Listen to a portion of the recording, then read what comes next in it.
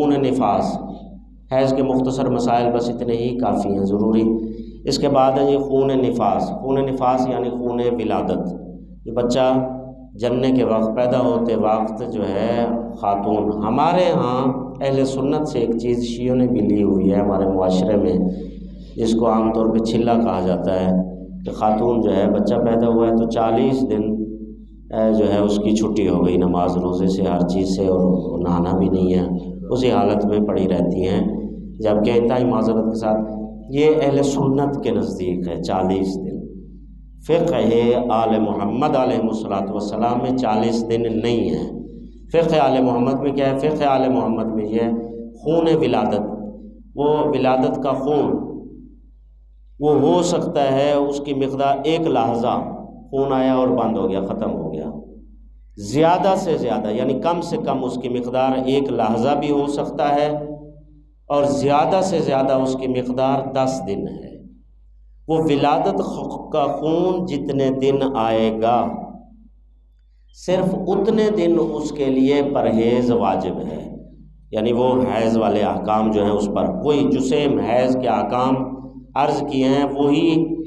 نفاس والی، اسے کہتے ہیں نفسا، نفسا خاتون پر بھی حائضہ خاتون کے احکام جاری ہوتے ہیں، یعنی اس سے مجامعت بھی حرام ہے، اور باقی سارے معاملات وہی ہیں، نماز کی بھی معافی ہے، نماز معاف ہے، اس کے بعد روزہ قضا ہو جائے گا،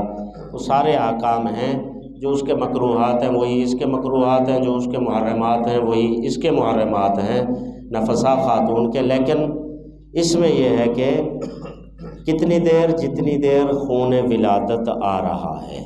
جیسے ہی خون ولادت ختم ہو جائے گا، وہ چاہے 5 منٹ آیا ہے اس کے بعد نہیں آیا، ایک چند دھبے آئے، 1 لحظے کے لیے خون جاری ہوا پھر بند ہو گیا، اس کے بعد نہیں ہے، جیسے ہی خون بند ہو گیا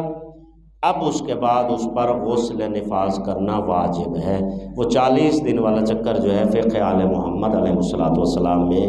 نہیں ہے۔ جیسے ہی خون، زیادہ سے زیادہ مقدار 10 دن ہے، اس سے زیادہ نہیں ہے۔ 10 دن سے اگر زیادہ ہو جائے تو پھر وہ باقی احکام ہیں، وہ خون نفاس نہیں ہے۔ وہ خواتین جانتی ہیں، وہ خون کی علامات ہوتی ہیں کہ یہ خون حیض والا ہے، ہر ماہ والا، وہ اب آ گیا ہے اگر 10 دن سے زیادہ آ رہا ہے، یا خون استحاضہ ہے، وہ جو تیسری قسم ہے وہ آگے آئے گی، وہ خواتین کو اس بات کا علم ہوتا ہے۔ تو بہرحال یہ ہے کہ اس چیز کا یہ جو ہے خصوصی خیال رکھنا چاہیے۔ خدا سب کو، سب ماشاءاللہ صاحب اولاد ہیں، جو صاحب اولاد نہیں ہے خدا آج کے دن کا صدقہ سب کو صاحب اولاد فرمائے۔ یہ ہے کہ 40 دن والا یہ فقہ آل محمد میں کوئی معاملہ نہیں ہے۔ جیسے ہی خون ولادت، خون نفاس ختم ہوا، اس کی کم سے کم مقدار 1 لحظہ، زیادہ سے زیادہ مقدار جو ہے وہ 10